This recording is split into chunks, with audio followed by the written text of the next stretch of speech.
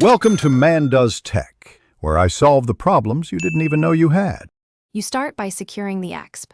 Share item and preparing your team, put the recipient Pokémon in your party, and save the game first. Once done, approach your bag, select the exp, share, and give it to the Pokémon who will hold it. This step matters because only a held exp. Share distributes experience.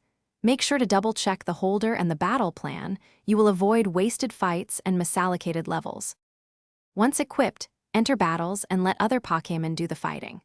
You will get experience distributed to the holder even if it takes no action, so focus on safe switches and strategies that prevent the holder from fainting.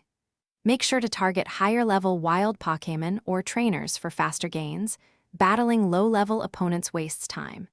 If you need more control, use the battle with a lead that can safely KO foes while the holder stays in reserve. To finish, chain rematches and pick fights with strong trainers to maximize experience per battle. If you ever see no gain, pause and confirm the exp.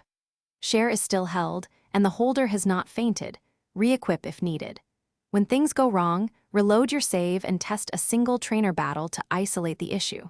Finally, make sure you're post-game for the official item source, or transfer the item via trade if you lack access in Emerald.